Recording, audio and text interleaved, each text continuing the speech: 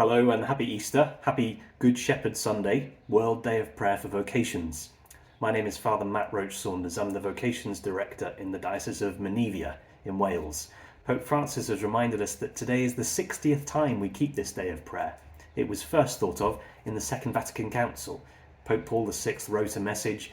It was actually on the radio. He didn't write it. He proclaimed it over the radio the first time in 1964, and he said, vocations, particularly to the priesthood and the consecrated life, but a deeper sense of I'm called by God to something amazing. Where that's seen, Pope Paul VI said, is a sign of the life, the health of a Christian community. So a Christian community could be a family, could be a parish, could be a group of Christians who meet.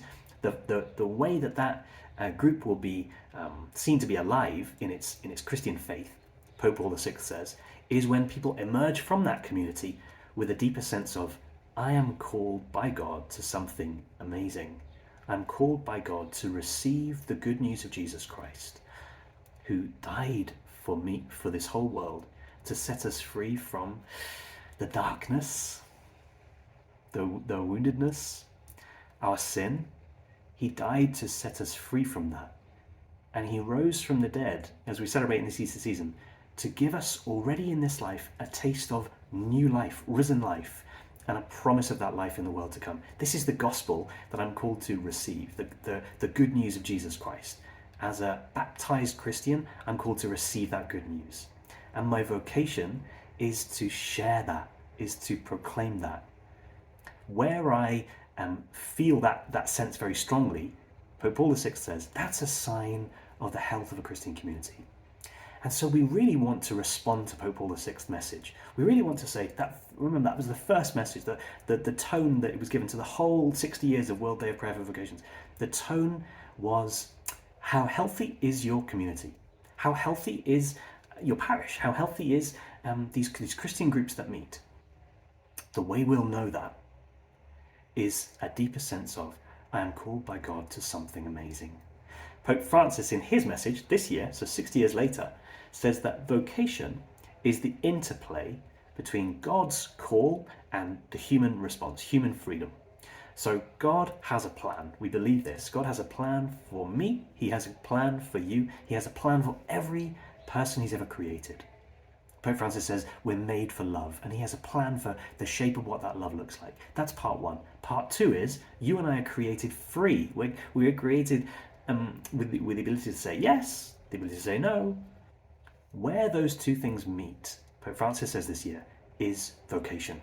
The interplay between God's call and human response is vocation, where I choose to let my freedom say yes to God's great plan for my life. I wonder if you've ever prayed that question.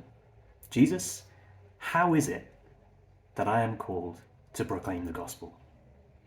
How is it that I'm called not just to listen to others doing that, not just to receive from others, not just to go to my parish and go to Mass and go to confession and try to pray a little bit, not just that, but through those means to discover how am I, as the person I am, called to proclaim the good news of Jesus Christ to others. Dear friends, that's the point of the World Day of Prayer for Vocations. That's what we're praying for as the whole church, for a deeper sense that Christian communities are alive, meaning by that, those who are in them ask the question, Jesus, what is it you want for my life? And crucially, I say yes to that, Jesus. It's a risk. It's a risk because we don't know what shape our life is going to take. I didn't know what shape my life was going to take. When I said yes to the sense I had that Jesus was calling me to be a priest, I didn't know what would happen next. But I tried to trust. And that's how human freedom and God's call becomes vocation, is when we trust that the plan that God has for my life will be the best plan. I wonder if in your prayer, maybe sometime today, you could say to the Lord Jesus, Jesus, I'm ready to say yes. I want you to tell me, how is it that you want me to serve your good news?